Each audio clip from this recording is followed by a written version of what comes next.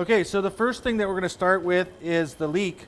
And the reason why the leek is one of the easiest flowers to cut is that the leek grows in concentric circles. So you can see those circles here, and all you really need to do when you're making this flower is to split this open. So what I do is I hold my knife like a pencil, and then I gauge the depth so that I know that I'm cutting just to the very center of the leek, and keep my finger there along the side of the knife.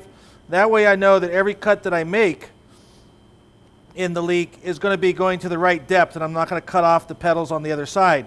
So by splitting the rings of the onion or the leek, and this by the way works on all members of the onion family. Green onions will work, leeks, white onions, red onions, any of those vegetables that grow in concentric circles like this. Even endive will work in this manner. All you have to do is split it all the way through to the very end in a series of 1/8 inch cuts. So each cut is about 1/8 of an inch apart. And once you have it fully split, you're going to see that you're going to end up with a fairly large flower. And that's another reason why I do the leek blossom first, is that it takes up the room of a lot of my other flowers. Part of what you should be considering when you're doing vegetable flowers is the amount of work that it takes to do it. So you want to use some large flowers to take up space in the arrangement, and that's going to save you time in the long run. So we put this into cold water, not ice water. We put it into cold water, and it's going to bloom open in the water. The water is going to be absorbed at different speeds by the various cells in the plant. There are some cells that transport water. They absorb water very quickly.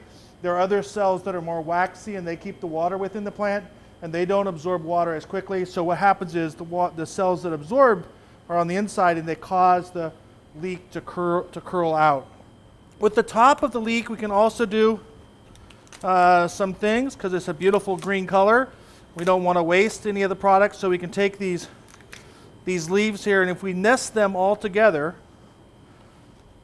so all I'm doing is kind of getting the line up so they're all going the same way as they're nested together,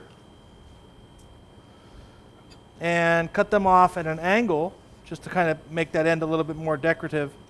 And then with the top of it, to start up here high on it and carve a nice smooth curve as it comes down, you're going to see that you have some nice leaf shapes. Now that's kind of redundant, carving leaves out of leaves, but still they look better than the initial leaves coming off of the leek.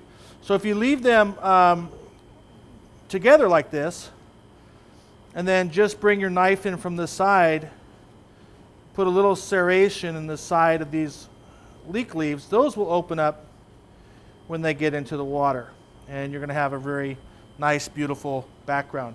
I even saved this because you can see this is a nice background as well. So if I had, say, a potato salad or something like that I was decorating, I could stick this down in the back of the potato salad, then put my other garnishes and decorations in front. So this is a nice background color. So I save everything that I can as much as possible with the vegetables.